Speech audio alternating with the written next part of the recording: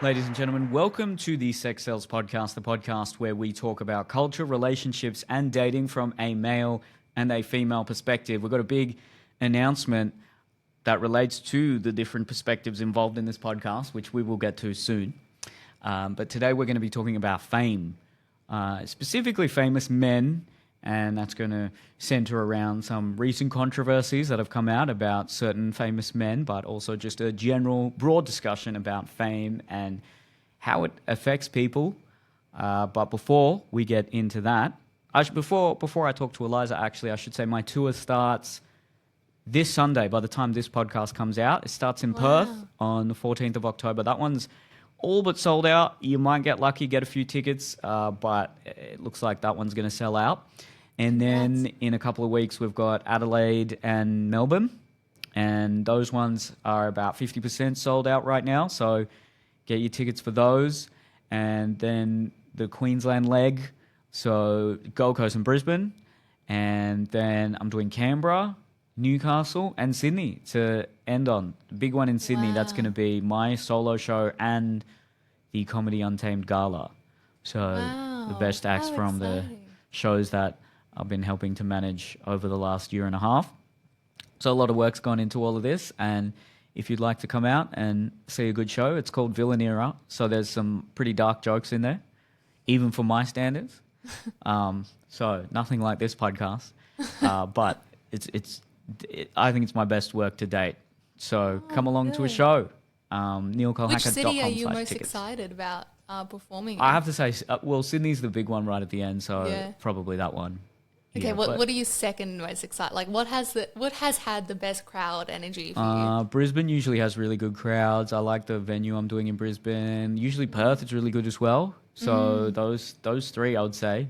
Yeah. And Perth is the one that kicks it all off and everything. So I'm pretty excited about that. So exciting. All of them. I'm excited about all of them. Maybe not Canberra. No, I'm kidding. I am. Canberra sometimes can be hard to make love because you get a bunch of uni students and people who work in the government, most likely. And that's it. And it's probably all under surveillance there. So we'll see if they laugh.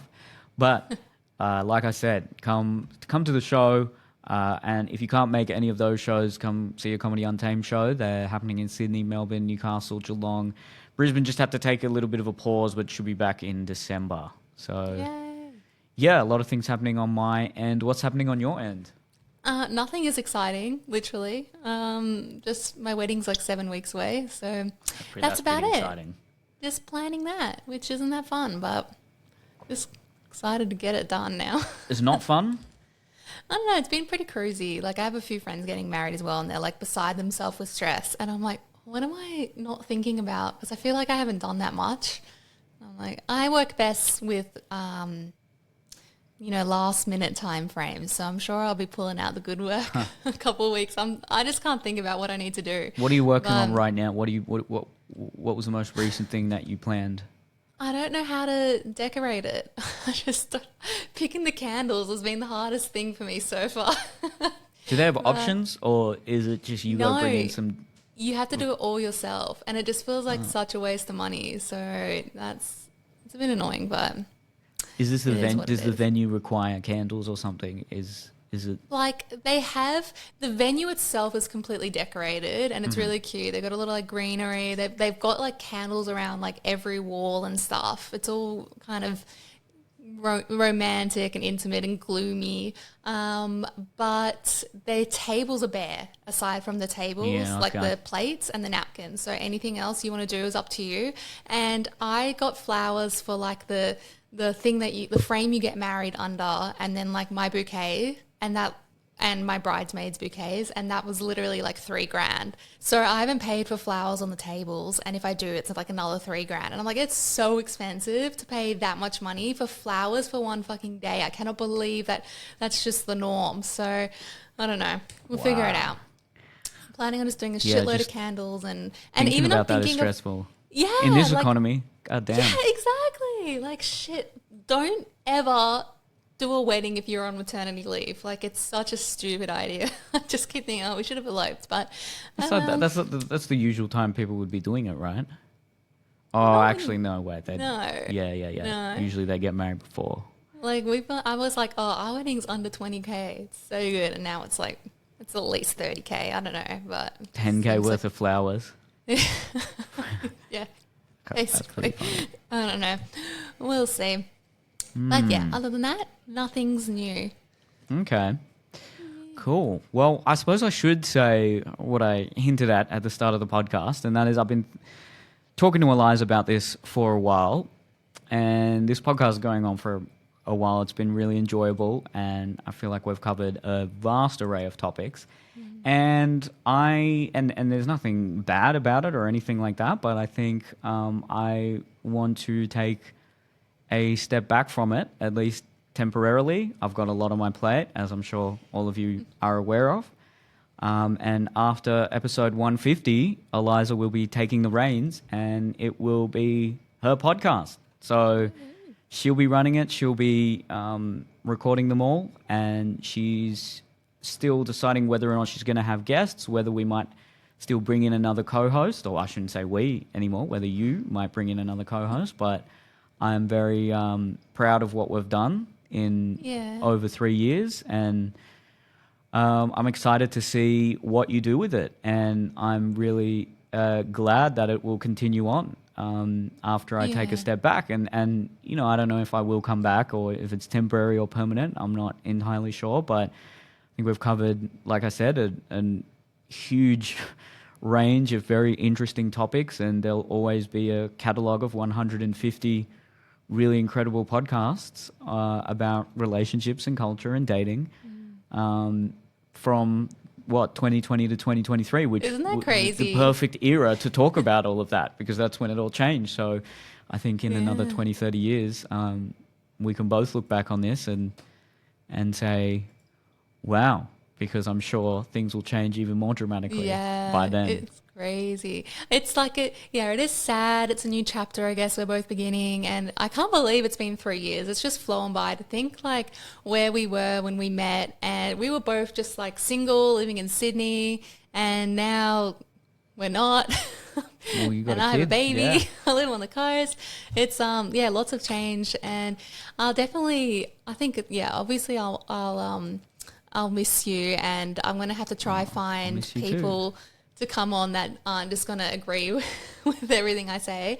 So that'll be the hard thing, I think, actually finding people that have, I guess, can provide that difference of opinion, or as you like to say sometimes, the devil's advocate. But I do have a few people already lined up, so we'll see how it goes. And I guess the biggest challenge is definitely going to be the technology aspect, but I'm sure it'll be great, and we'll see how we go with that. We'll work around that. Don't worry. And if for a few weeks it's just the audio version, just bear with us. But I'm sure we'll be able to get the videos up soon enough as well, and I'm sure it'll be a matter of time before you're taking it in your own direction and you're absolutely killing it. And I think you've already done one by yourself, haven't you? You did one where you answered a bunch of questions, so that's already a good model. I think you should do some where you just it's Eliza's take on various Reddit stories.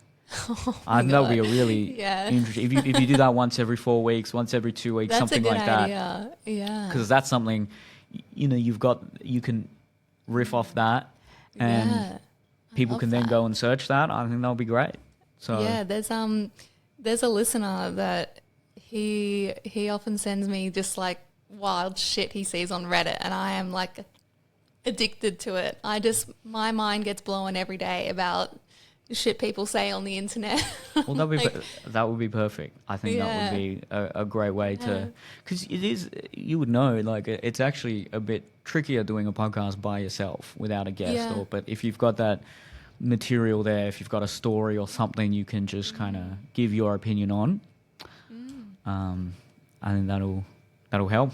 But yes, either way, I thought I'd just say that after episode 150 that's my little I did 150 of Neil and Jordan, and there'll be 150 of Sex Sells. So I think that's a very nice round number for each of them. And I just think I need I like new things that creatively stimulate me, and like I said, I'm still enjoying this a lot, but I also think I was at a very different time in my life when I started this, and I read a lot of books on relationships, relationship psychology, and culture. And also, having done so many of these podcasts, I feel a large part of this was to sort of discuss and disseminate some of these things that maybe not so much I was struggling with, but that I found confusing or perplexing. And now I do think I have quite a wide You're basically variety of qualified at this knowledge point. on this. So, yeah. Anyway, we'll probably do a proper goodbye in episode 150. And again, this may be temporary. I might, regret this after 3 months and come right back. So, Yeah, we'll see. we'll see. But yeah, thought we'd mention that at the top of this one. And we can get into the subject matter, which was fame. So I wanted to talk about this because I think, we're not really in the Me Too era anymore, but Russell Brand has clearly been Me Too, and there's been some quite serious allegations against him. But I think I don't want to talk specifically on those allegations, but I just want to talk about fame, famous people or people of high status, and specifically famous men, because there's a joke that comes to mind. There's this famous American comedian who he talks about how it's very easy to, and he's talking about men who become playboys, not predators, but it's very easy from the outside when conservative pundits judge famous men who sleep around and maybe even engage in infidelity. But a lot of those guys that are judging, they would likely do the same thing if they had that same opportunity. And I suppose a similar concept would be, everyone thinks if they were rich, they would give all this money to poor people and they would build schools and build hospitals, but then you don't actually know until that $50 million is there in front of you. And I think there's a similar kind of concept with fame where it can be a corrupting influence. And now that you have all these people who know you and most likely could be attracted to you and find you interesting and engaging, and you don't have to necessarily chat someone up, there's already that initial interest there. What do you do with that? Are you going to act on that? And that's a very different experience that not a lot of people have, and in a very limited scope. I've had some foray into that world, and it is very different. It's very different going from someone who is going out to a bar or going on a date or trying to talk to people, and I'm just a regular person, compared to when someone recognizes me or someone is talking to me after a show or someone is actually sliding into my DMs, which is a very strange thing. And I don't think it's exactly the same with women, although, there's a lot going on with Taylor Swift right now. And the controversy, I don't know if I would call it controversy, but the conversation surrounding her and her new boyfriend, who's an American football star. And she's definitely, her dating life has been in the spotlight for the better part of a decade. And some people are judgmental of her and how she's a serial dater and how she sometimes some people would accuse her of using these men to just write her next album. And again, if you're in that position and you're the most famous singer in the world, probably, and you're attractive and you're extremely talented, well, there's probably a million men chasing you, and why wouldn't you want to play the field, so to speak? So, what do you think fame is a corrupting influence, or do you think people who are already selfish or greedy have an inclination to chase fame? Yeah, that's an interesting thing, because I actually watched, what are their names? Those two sisters, I think is it Charlie and Dixie D'Amelio? Charlie? I don't know. They're the D'Amelio sisters, and they've become, I think they're the most famous people on TikTok.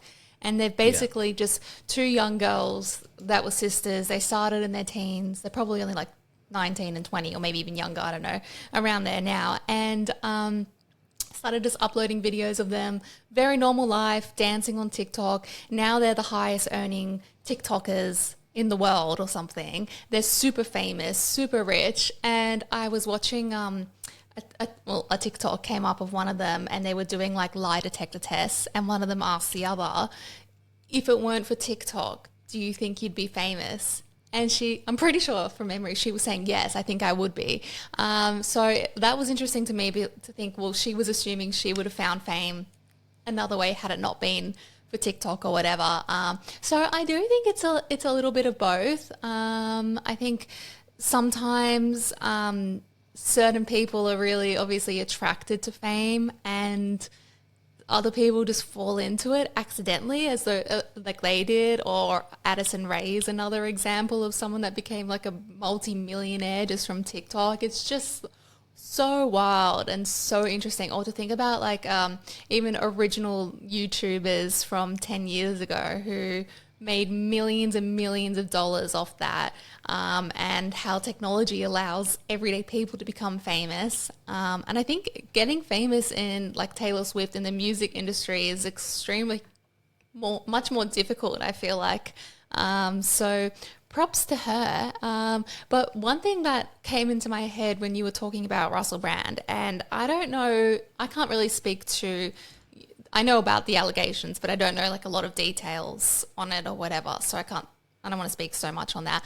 But one thing I thought was really interesting is I've watched his YouTube channel. Have you seen it? And he kind of talks about like, it's almost a little bit like conspiracy theory, big pharma, anti-vax. Yeah, I've watched him. Yeah. And the narrative now that I've seen him and some other famous people that support him, like his friends or whatever, have put a narrative about these allegations, have been saying this is media trying to create an image of me so that you no longer trust my word, because I've been trying to expose the media and expose the lies of the media. This is just a created false allegation, and it's all lies just to discredit me, and it's all the part of this theory and this conspiracy that I've been talking about for years. And it's funny that that narrative was created because he actually has been talking about that for years. So that was a bit interesting, like how the media creates, or people or famous people create their own narratives to kind of change the story on it. And Taylor Swift, I actually don't know the controversy about her, but I did see that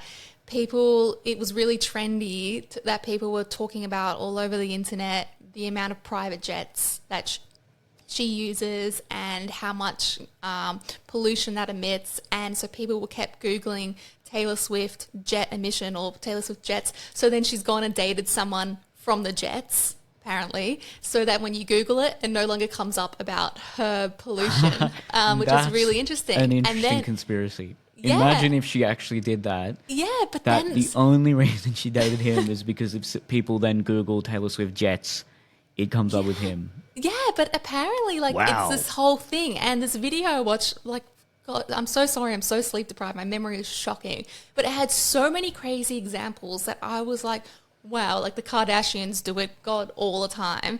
And another like one, the only other one I can remember was there was this big like conspiracy about Walt Disney, the creator of Disney, freezing himself so that he can be brought back to life or whatever. So then they created the movie Frozen. So then when you Google Disney Frozen, this new movie comes up rather than all the conspiracies about Walt Disney being frozen. Just all these examples of that, and how famous people have done this over and over and over again to change narratives, to hide things. Like, remember when Kim Kardashian started dating, what's his name? Pete Davidson, is it? After, mere weeks after Kylie Jenner's husband at the time, or boyfriend, I don't know, Travis, people were killed in a stampede at his concert. So then Kim went and just started like this separate controversy to take the attention off it, and then immediately people stopped talking about it. I just find it so fascinating and interesting, like how the famous I never people thought of it like that. can change narratives about them in media, and because they have such influence and following, that then media follows what they're saying. It's just incredible, and the trends that they create. That's the power of PR. I know there's certainly Yeah. it's a well-known fact that some relationships in Hollywood are contrived to boost each other's profile. You look at someone like Pete Davidson, what a deal he got out of it. Yeah. I knew him because comedians knew him in the comedy world. No one else knew him, and then he became a global megastar. Wow. And that's really interesting about the Jets thing and the Frozen thing. I don't know. I wish I those could remember ones, the but other examples because they were so crazy. It was blowing my mind. But yeah. damn, I know.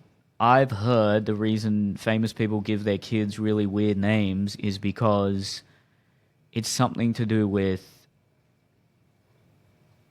just they don't then get seen in the public eye, or there's might even be a tax thing. It was something weird because Elon Musk didn't even remember the name of his whatever he's up to, 10th child or something, because it was XAE12 Yeah, how do something. they say it? Like, I don't know, but then apparently that's all just a front for the actual legal name, which is hidden away somewhere. And I imagine if you're that famous, you'd want to protect yeah. your children, but there's a lot of shady things going on, and then half of these celebrity relationships are more than half. There's clearly a higher incidence of toxic relationships among these people, and I can understand that when you're really rich and famous, you're probably looking at people who might have more attention-seeking tendencies as well, and then you throw in all the partying and the drugs and the attention-grabbing headlines and the sort of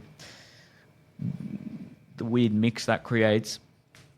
Yeah. It's a recipe for disaster, and of course, some of these relationships are terrible. But the thing about, I guess, somewhat, if again, I don't think we should talk about the allegation specifically, but Russell Brand was considered a massive sex symbol 10 years ago or something, and you look at some of the interviews that he did, and now you see them in a very different light because you saw them at the time and you thought, I mean, there's videos of him basically groping Liz Hayes, the 60 Minutes reporter. There's videos of him just very overtly flirting with female reporters and journalists that are interviewing him. But it was seen as no one raised an eyebrow back then. I mean, maybe some people did, but nothing I remember. No, I remember seemed the 60 Minutes, and everyone was like, this is so sexy, and he was living up to his image and his reputation. Like, I remember that was very well received. People loved it. Yeah, and then as soon as things come out like that, you sort of see those sorts of behaviors in a different light, and it makes you think, well, what are the behaviors now that maybe some famous people are exhibiting that in another 10 years are going to be looked down upon, and people are going to think, well, look at that, you can't do that, or that was weird. But yeah, there's a lot of I also wonder if men who are particularly horny chase fame, or every man who is famous ends up just acting upon that level of horniness that maybe a lot of men have. Because you look at politicians, someone like Bill Clinton, I mean, it's a well-known fact that he has slept around like crazy. But in many situations that people probably, they didn't care. I mean, the whole thing where he received oral sex from an intern, and people who now are probably on the side of Me Too and are more progressive on that front were the ones defending him in the 90s. And it was the sort of Christian right that was saying, this is ridiculous, you can't be doing this is so unprofessional, this is also just gross. So just in the space of 20 years or so, the whole thing switched, because if a president did that now, there's no way he's getting away with that. I mean, Trump seems to get away with anything, but if, Joe Biden or if Anthony Albanese had a 22-year-old giving him head in the office, he'd be gone. There's Yeah. even though 22-year-old, like legal age and everything, but I mean, at the very least, it's infidelity. It doesn't look good at all. So fame can kind of give away. Fame privilege might even be similar to, how girls will talk about pretty privilege and how an attractive girl can sometimes get away with not having to pay the parking ticket or getting into a club where no one really she doesn't have to pay, or, she gets a lot more free drinks, that sort of thing. Fame or status privilege could be very similar for men, where you kind of are afforded a lot more social leniency towards your actions, towards what you're able to do, how you can act towards people, all sorts of things like that. And in a very limited way. I'm obviously not as famous as Bill Clinton or Russell Brand, but it is very different. Yeah, when you go to a club and all these people are recognizing you and they're flirting with you, and then you're like, of course, I'm 21, I'm going to flirt back. Yeah. It's a very different experience, and it's corrupting. I think it is, because you think, well, I've got all this opportunity to do this, I got to act on it. Like, why wouldn't I? It would be stupid not to. So it's just an interesting world in that sense, where I could imagine a famous football player, someone like Nathan Cleary, after what he did last weekend. What did he do? Oh, he basically won the grand final by himself. And he's 25 and probably on millions of dollars a year, and he's a pretty good looking guy as well. And I'm fairly sure he's single. I mean, that guy could just go to any bar and would just be swarmed. And I don't think he could avoid that in any way. Yeah, the privilege is real, and just imagine it's funny because it's like how much can they hold and stay true to their morals and ethics when you can get anything you want almost for free. And I always think this when I watch reality TV and they start getting famous, or even just people I know like influencers, and they get so much shit for free. They go out to dinner, it's free. Their parking's free. They get sent like luxury items. Everything is free. And it's like, I just can't imagine a world. Why are the rich people getting more things for free? Like, give the free things to people that can't afford it. But anyway, that's a different thing. But I just if you had the access to get anything you want, most likely be able to get anyone that you're interested in as well, and buy anything you want, go any place in the world, would you stay true to those morals that you have? Like, is loyalty still the most important thing to you in the world if you're rich, famous, and have people throwing themselves at you constantly? Like, is that still your top priority or whatever? Like, how do your priorities change? And also, would you judge someone differently if they're exposed to more temptation? I mean, it's not nearly the same thing, but we say when people grow up in harsher environments, we offer some degree of clemency towards actions that may be criminal, even though we'll still say that's wrong, you shouldn't do that. But if you've grown up in the hood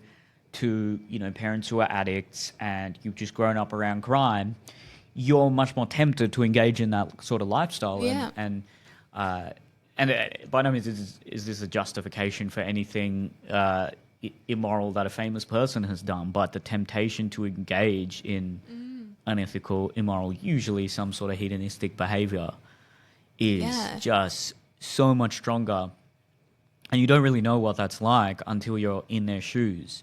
And it's easy for all of us to judge and say, well, why did that person cheat on his wife 3 times? And why did that person, why did she date him after the Kanye thing or after the Kylie Jenner thing and all these things? But when you're in that world, and especially if you've been inculcated into that world for a long period of time or for your whole life, like the Kardashians, you have a very different set of morals, and you have a very different appetite for what's normal or what would be accepted.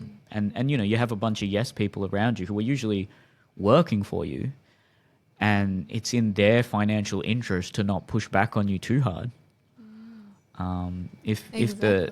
if the publicist is saying, "Oh, maybe you shouldn't do that," then they might get fired. So it's it's a very different world, and it's a lot harder to hold famous people to account because, first of all, the laws are more often than not in their favor because they have hordes of money, and they have existed in a very different environment for a long time. They have a bunch of people around them who are usually just working for them and are almost subsisting off them.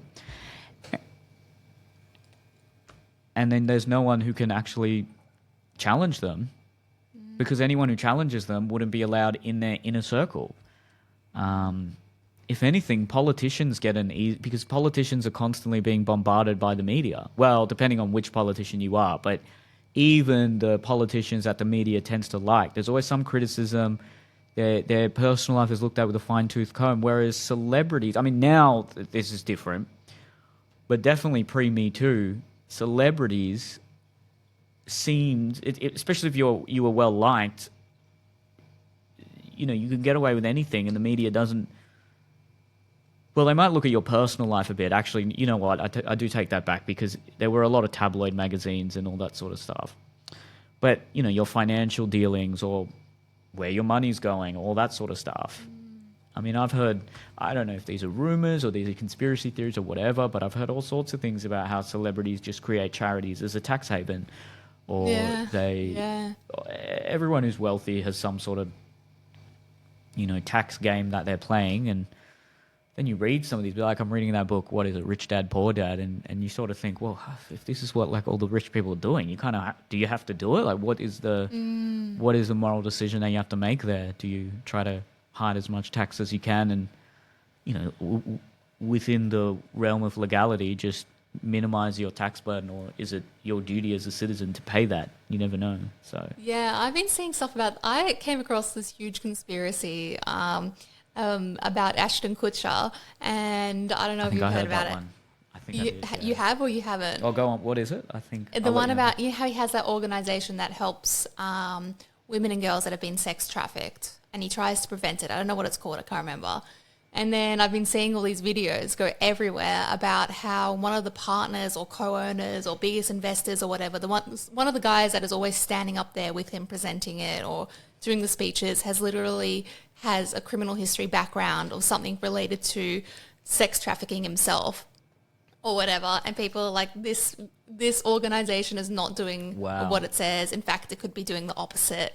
And we're putting these charities out there and actually giving these people access to trafficked women and girls. I haven't heard that one. I thought you were going to say it's him covering up for something he did back in the because he's been famous for a long time, and he was in that MTV world where they seemed to be rife with that sort of behavior. So I thought it would have been, he's created this so that he doesn't get Me Too'd, but no, that's far more sinister. Wow. And just so you know, these are just videos I've seen. Yeah, I have no idea, but there's a lot of controversy going around about him at the moment. And then it does like bring you to think. Like sometimes you do think like, well, what is going on in the world at the moment where everything that's getting? I have no interest in Ashton Kutcher. I haven't looked him up in years, and then all of a sudden, I'm getting video and video and video after him with the controversy about that, and then the other one about how the other guy from the 70s show, Danny whatever, has this a lot of sexual assault allegations put against him. And then I don't know if you're all over this, but Ashton and Mila put forward a statement backing Danny, and then they got a lot of hate went around about them because they were like, well, don't back someone that has sexually assaulted women or been accused of it. And Ashton and Mila responded saying we didn't actually know that our statement would be made public. And perhaps they would have thought about it differently. And then all these other things. That just makes it seem like, you were doing it if it was the publicity was bad, I then you wouldn't know. have said it. So I know. that makes it worse. And then one of Danny's ex-girlfriends who had put forward some allegations about him. I think it was about assaulting her in her sleep or something like that. I can't quite remember, but basically they were found unsubstantiated because she was his girlfriend. So there was a bit of murkiness around assumed consent. And she then went on her Instagram after finding out about this and said, Ashton, I was there the day that you called Danny and told him about this, what happened. I know the big secret. I overheard that phone call on this so-and-so date or whatever. And that so-and-so date was actually the date that a girl Ashton once was arranging to go on a date with was murdered. And Ashton ended up being a witness in a murder trial because Whoa. I can't remember if he found the woman or he did raised it. a flag or whatever. But yeah, now there's all these other wow. controversies around it because she was like, I know your secret, I heard it, and I know what happened that night. So like there's so much scandal coming out about him, his organization, his business, and you're like, Wow. who starts this? Is it just people on TikTok making this influence and spreading it around? Or is it the media planting things? Like, where Who does it- knows these days? Yeah, it's so interesting how people God. are generating these narratives about people, and it truly like changes your perspective. Like all this stuff, I don't know if you've come across this either, about Joe Jonas at the moment. Like I've never given two shits about this guy or known anything about him. But based on all the videos that are just being thrown my way around him, all of a sudden I hate him. Like, Yeah, it's just right. like- I've just heard he was controlling or Yeah, that's basically what the people are saying about him is that his wife or ex-wife, Sophie, whatever her name is, the one from Game of Thrones, are divorcing, and everyone and their dog is saying it's because Sophie was too cool. She was too much cooler than him, so he couldn't cop it, and now everyone hates that one him. just And I'm sounds like a bad relationship. That one doesn't. Yeah. Did he do anything bad? But that's my question. I'm like, why is everyone hating him because she's apparently cooler than him? Like, did he actually do anything bad or controversial? I don't know, but everyone hates very him different now. to the Ashton Kutcher one. Yeah, It's it's like Ashton Kutcher allegedly could have been involved in a murder. Joe Jonas is not as cool as his ex-wife. yeah, basically. But you know, it still applies because Well- when you said you wanted to do something about fame and that's all you said, or famous men, I thought you might have meant like why are women so obsessed with famous men or whatever. And I was thinking about, well, it's because of the narrative that we create about a famous person, and then we find evidence to back that as self-fulfilling prophecy, law of attraction, etc., etc. And we're just validating ourselves with these theories we have on these men, like, oh, Harry Styles is so feminist and he's so devoted to women's sexual pleasure and he's so this and so that, and there's just the narrative that women have created and talk about with him. But I'm like, who actually knows him on that level to say that that's a fact? I promise you, it's never. They're never the same as the way they're presented. Yeah. Never. I know for a fact Australian celebrities who are presented in a very progressive, nice way, who are not like that at all. And then the ones who are sometimes the villain or seen as the bad boy are actually quite, at least it's honest and authentic, and they're nicer off camera. And, there's just a lot of media spin going on with a lot of these. And the evolutionary psychology hypothesis is that men who are famous, that is conveying high status. They've been able to climb a status hierarchy for whatever reason, and that's very attractive because it shows that people are willing to listen to them and show interest in them, and they have social status essentially. Yeah. Access to resources. Sure, yeah, that Endless. because most times fame also means Money. rich. Yeah. I wish it did for me. But unfortunately not. Fortunately not yet. Oh yeah, we'll see. But yeah, I think the era of celebrity, the era of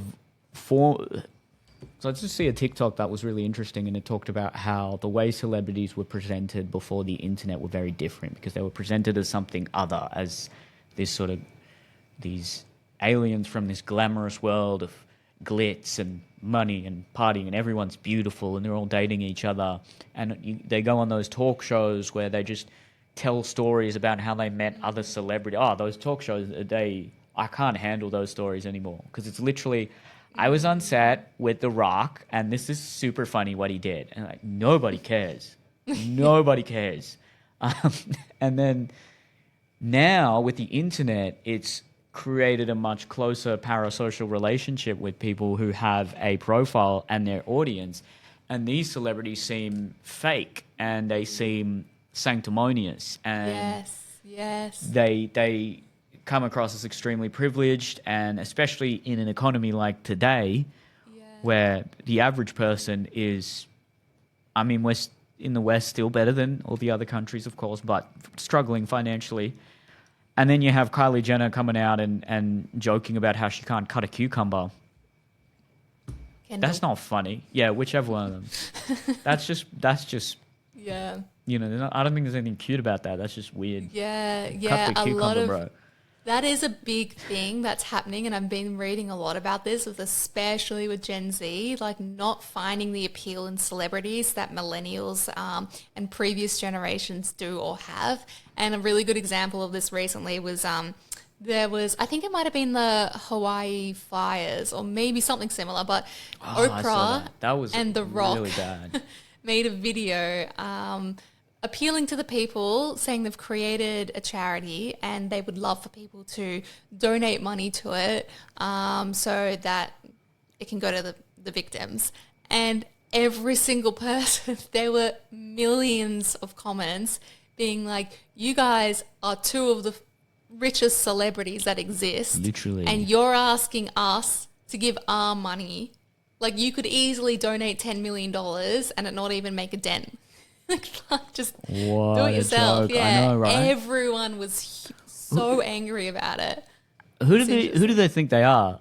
They think, oh well, if I tell people to donate, they'll donate. Yeah, like I'll That's use psychopathic. my platform for good. Like, just fucking. You know who is a really good example of a positive celebrity that doesn't gloat about this is Taylor Swift. And I can't remember if you were telling me this or I came across a video, we already talked about this, but Taylor Swift, any city that she has a concert in, one, boosts the economy. Like, I can't remember the stat, but it was crazy amounts of all the people that come travel in, buy accommodation, blah, blah, blah, blah, blah, to see her concerts. And then she also donates, I can't remember how much it was, but it was something wild, like hundreds of thousands or $1 million or whatever, to a charity in every single city that she goes to for a concert. And she doesn't talk about it. The only reason it's known is because those charities have come forward being like, we just received $500,000 from Taylor Swift. Like, this is life-changing. And I think that is a positive way to use your celebrity influence rather than asking the general public, could you donate to this? I just think it's so crazy. Oh, yeah, Lord. it does seem like it's a world that's slowly decaying and dying, Yeah, and now the people are disconnect. finding. It's no longer that they need to see a more authentic image, and they need to see someone who maybe has more of a Yeah. holistic persona. They're not just the singer or the dancer. They've got an opinion on something, and they've got to talk about this, and they're in this side of the culture war or whatever, and that is appealing to people more. I mean, I know a lot of young men who just do not have any time for Hollywood or even music celebrities at all, and they just find people that they like, usually online, usually on YouTube, Yeah. or they'll like sports stars, and that's it. And they just find the whole thing fake, and it's all just gross and sanctimonious and fake. And I feel that way a lot. I've had a brief forays into the world of Australian celebrity, and I hate them all. No, I don't hate them all personally, but every party I've gone to that's supposed to be a VIP or, you know, some sort of interesting, cool party where there's just famous people, and it's Australia, so it's like someone who was on season 6 of The Bachelor that is now an influencer and probably is still living paycheck to paycheck. And then, you know, all the media people are still immersed in that world. So they think, oh, wow, it's look who it is. It's them. I'm like, what are they? First of all, I respect celebrities more if they have a talent, if they're a singer or, you know, Taylor Swift, amazing, talented musician. Yeah. The Kardashians, they don't actually have a talent. I mean, everyone says their talent is marketing, which, yeah, that's fair enough. Yeah, but true. I can't get around it because they don't really have a discernible artistic talent that has allowed them to stand out in a very crowded field. And you know what? Yeah. Some people might get mad at me saying this, but I don't think acting is that hard compared to singing and dancing and comedy. I think those three are much harder artistic disciplines. And screen acting, I mean, Jerry Seinfeld said this. Some people can fluke screen acting. You learn the script, the camera's put in front of you, you can just, by pure chance, be really good at it. It is no way you can do that in comedy. You got to work on the skill, you got to really perfect it, you got to try. Yeah. And something like modeling, and I'm not saying actors and models don't work hard. They work extremely hard. In fact, they probably work harder than comedians, to be fair. And they're, you know, long shoot days, and they're there at sometimes before 6 and leave after 8. It's hard work, but I've never understood why actors are deemed as these just like incredible creatives. I think the people who actually write the script and the directors are the geniuses behind it. I think it's you can there's plenty of people who can be hot and learn the lines. Yeah, I guess it comes down to whether or not they can elicit emotion from the viewers, and that's Sure. where, unless you're like me and I would just cry at literally anything if it like involved a dog or a baby or something. No, the acting skills wouldn't wouldn't even matter. Someone could just tell me the story and I'd probably get emotional. But yeah, it's good. And I feel like I have to say, like, with the Kardashians, that is another big thing that Gen Z are turning away from. That's like the biggest example, thinking like, why are the Kardashians so idolized? I think that though they do acknowledge and admire Kylie Jenner in particular based on all the multi-million-dollar businesses that she's created, skincare lines, makeup lines, etc., that are hugely successful. But would she have been able to do that without pre-existing fame? No. I guess that's the big question. Yeah. I can't see how. You can leverage because what they're all doing now? What's his name? Not Ryan Gosling. Who's the Deadpool guy?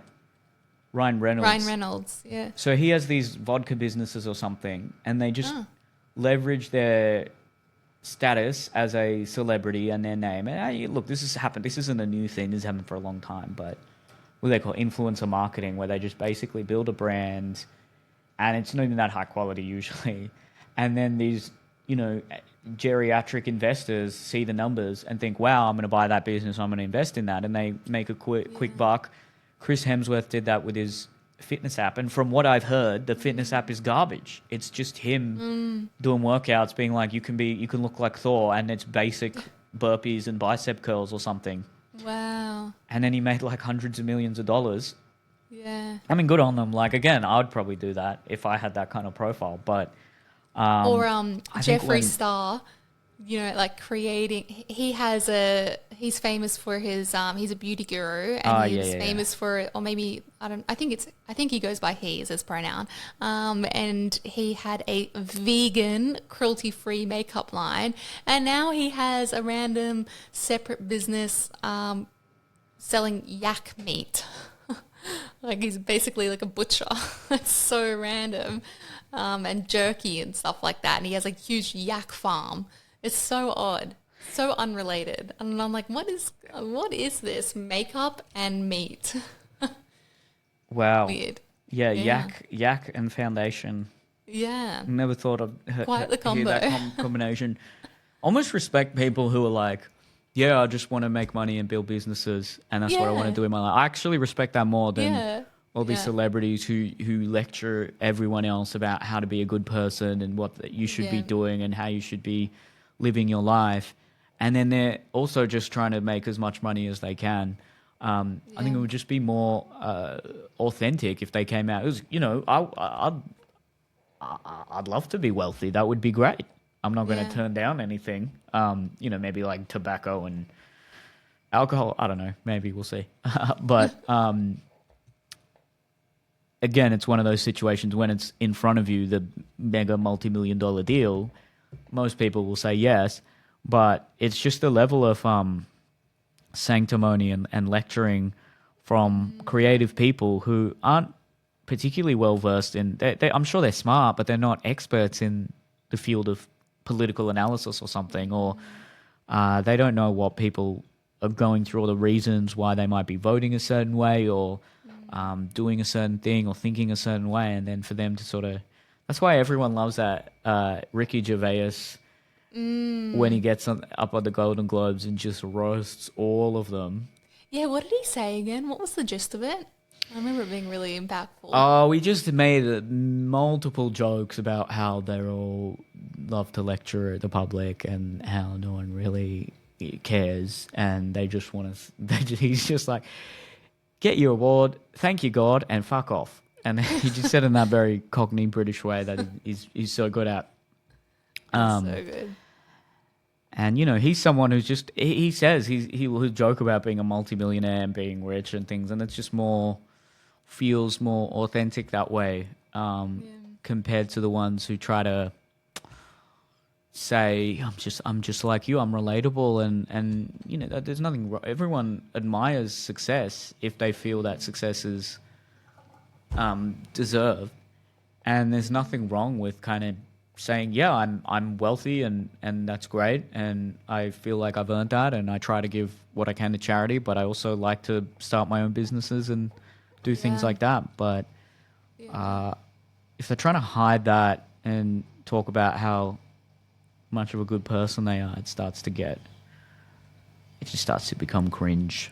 What I find interesting is how much the general public feel that they have the right to hold famous people accountable for their actions. That's something that has always fascinated me. Like, they truly believe I am within my right to call out this person. Like, it became That's trendy for famous people to create that parasocial relationship. So a lot of famous people do strip back videos, general chit chats on their TikTok, like they're talking to a friend, so that they can maintain their fame with younger people. And people then call them out. Like, I remember, if you were famous and you did not comment on the Black Lives Matter movement, every single person would be commenting beneath any video, any post, being like, why have you not spoken to this? Why have you not done this? Blah, blah, blah, blah. And I remember this one girl, she's not like worldwide famous. She was TikTok famous. I can't remember her name, but everyone kept commenting, why haven't you commented on the Black Lives Matter movement? Blah, blah, blah, blah. So angry at her, saying, I'm unfollowing you, I'm blocking you, clearly you don't support it. So she made a video showing her support, and it went mega viral for being cringe. And I just felt so bad for her. I was like, you can't win, can you? And her video literally still circulating every day for being cringe. Like, it's just crazy. Or like, can you speak to this? Or why haven't you spoken on this? Or is it true that you were doing drugs? That's disgusting, despicable. Like, the biggest thing at the moment I keep seeing is, I don't know the reasons why, but people are really hell-bent on calling out Doja Cat and saying, like, she's toxic, she's problematic. I'm with her on that one. When she went after her fans, like, I'm with her 100%. I don't give a fuck. Like, I don't know who the fuck you are. Like, I became a fan when I saw that. Because it's true. There's some people, because what she was saying was like, who are these people are like obsessive and weird. And then their fans were like, how dare you come after your fan base like this? Yeah. And yeah, that was good, that one. Because it's so true. People who like stan someone and be part, it almost becomes their purpose in life, and they start a Twitter account. Yeah. And they follow, and they know everything about this person. And to be fair, a lot of these are very, very young girls. Yeah. But it's a bit embarrassing, I think. Yeah. If you're over 18 and you're doing that, I mean, come on. Yeah. Did you ever go through a phase where you were obsessed with a given celebrity? I was obsessed when I was 14. I was truly obsessed with the Twilight Okay. like Fair enough. Everyone probably was back then. books. Hey. And when the movies came out, I saw them like 10 times each. But I wasn't ever I kind of had a crush on Taylor Lautner. I would say that was the closest I've ever come to like fangirling over someone. But I've never been had a fixation or known much or cared much about celebrities other than that like 3-month period of my 14-year-old life. But I definitely know like personally a lot of people that were obsessed with when I was growing up. It was Justin Bieber in high school, and God, some people they knew every single thing about him, every single stat, where he was born, what his favorite color is, and they would do anything to meet him and track his movements, etc. And then obviously he's been growing up in the media literally since he was 14 years old or even younger, and he's done some things in the same way that Miley Cyrus has done, but he got so much more flack and hate because he was romanticized amongst, young women and girls. So it became even more problematic. Yeah. Whereas like, Miley got a lot of shit as well when she was trying to establish herself as a sexual being after being, becoming an adult or whatever. And same with Billie Eilish recently. But when it was like people are projecting a romantic fantasy onto someone and then they disappoint them, I feel so bad for them. I'm like, God, you never have a chance with them to begin with. Like, God forbid he smokes some weed. Get over it. Like, it's just crazy. Yeah, that stuff is a bit... Yeah, the expectations of... These are creative people. They're artists. They're going to do stuff like that. Yeah. Yeah, it's a very different world, and I think it's changing because now there's different communities where people can achieve notoriety and fame within that community, but there's fewer and fewer of the household names that we previously had. You even think about, maybe this will be the last point, but when I was younger and movies were the big thing, you'd go to you'd see the previews on TV, and then you'd think, well, I want to see that one in the cinemas, and you go to the cinemas, you see all the previews, and you think, oh, Tom Cruise is in that one, or Orlando Bloom is in that one. Now I don't know a single actor who isn't from that era. I mean, the young guy would still be someone like Chris Hemsworth. I know there's a few that are in their 20s that maybe someone like Timothy Chalamet, but that was literally the only example that came in my head. Exactly. And Zendaya. Yeah, there used to be a horde of up and coming, even younger, because I think Timothy might even be nearly 30. He's not exactly he's young. 26 or 27 maybe, or maybe 28. But yeah. Exactly. So gone are the days where there was the 19, 20, 21-year-old superstar actor in the making. And, Tom Cruise, he achieved fame very, very young and then has been a megastar since then. And then all these guys who are now nearing 60 are still the leading man, like Brad Pitt, Tom Cruise, Matt Damon, all these guys that were around in the 90s and when I was a kid are still doing it. Oh, and of course, how could we forget Leonardo DiCaprio? Perfect example of someone who's got a very, his personal life is under the spotlight, and then he flies around in private jets doing conferences about climate change without actually, cool. Like, you say your speech, man. What does that do? But he now would be nearly 60, or I don't know, at least in his 50s. And, they're all still like the lead. And to be fair, they've all kept very fit, and they're probably all on steroids. Like, even The Rock is, I think, in his 50s. Yeah. These guys are... I mean, no offense to anyone listening, right? But, is this realistic that this, 56-year-old Tom Cruise is going to take down half a militia in Mission Impossible 10 and, do all these backflips and jump onto a helicopter? I mean, obviously a 24-year-old Tom Cruise probably couldn't do that either, but, I mean, he's 60 at this point. Yeah. Come on. Yeah, it's so true. Even just, big blockbusters and a thing seeing movies was my absolute favorite thing. And my birthday is at the end of this month in 3 weeks, and I when I was Nice. like, let's go see a movie or whatever. And I looked online yesterday and I was like, what's coming soon? And I looked for the whole rest of the year. There's literally nothing. Like, Yeah, they don't go to the box office It's- anymore, and yeah. they're all on that strike.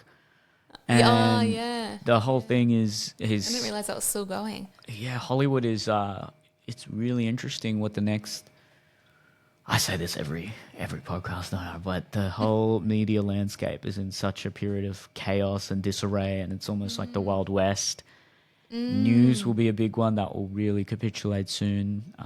The only reason newspapers are still around, they're not profitable at all, but because so many important people are influenced heavily by the newspaper, they use it as a tool to influence politics. That's why Murdoch, Wow. well, he's now handed it to his son, but no newspaper or magazine is profitable. They're all running at a loss, but they are running because in Australia, papers like the Australian or the Sydney Morning Herald or the Age, they set the narrative. They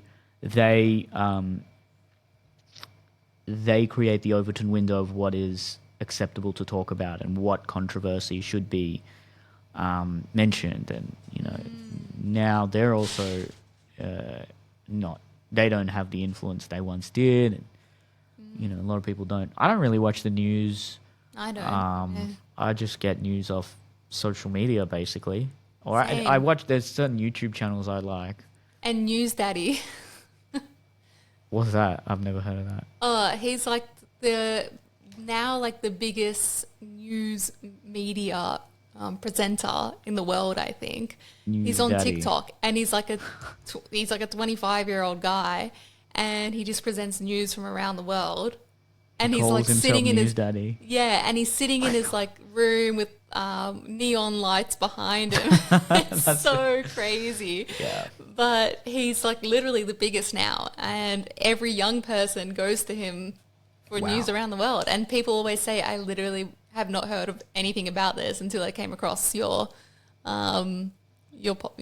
It's crazy. Well, there you He's on go. TikTok. Yeah. Well, News I do Daddy, like him. he runs the world. Yeah. Well, I think Fascinating. yeah, really fascinating world that we're currently in, and I wonder what fame will mean Yeah.